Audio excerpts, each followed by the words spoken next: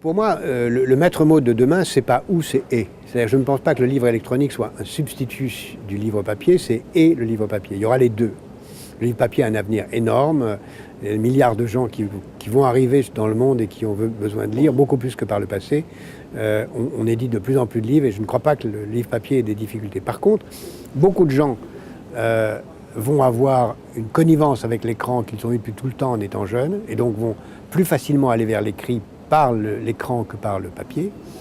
Beaucoup de titres vont avoir une multidimensionnalité d'images, de sons qui vont être beaucoup plus faciles à utiliser par l'écran.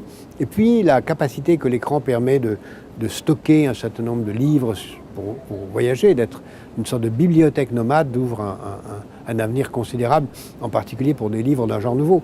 Après tout, le roman apparaît assez largement avec le volumen, avec le livre sous cette forme. Je pense que le livre électronique va aussi donner naissance à des genres littéraires radicalement nouveaux. C'est ça qui est intéressant. Gutenberg a été une révolution que personne n'avait prévue, parce que Gutenberg, on pensait que grâce à Gutenberg, le latin allait remplacer toutes les langues. En réalité, le latin a disparu.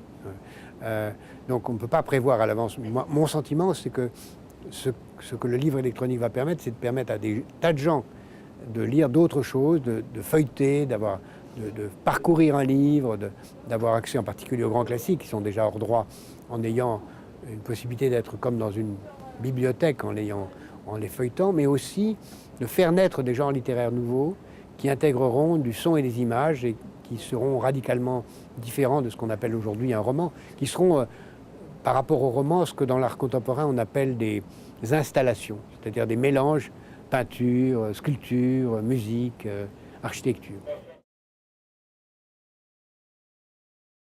Pour moi, pour l'auteur, le système doit rester le même qu'aujourd'hui, qui ne me paraît pas poser de problème. Je pense que de toute façon, la part clé, doit être donnée à celui qui apporte une valeur ajoutée. Aujourd'hui, la part clé, elle appartient au libraire et elle doit rester au libraire parce que le libraire joue un rôle majeur qui est le rôle de prescripteur. Même sur le livre électronique, le libraire, c'est le prescripteur. Donc, c'est fondamental. On a la chance en France d'avoir un réseau extraordinaire de libraires, la FNAC et d'autres. Donc il faut absolument que, aussi longtemps que les libraires sont des prescripteurs, conseillent, ils doivent avoir une part clé dans la rémunération.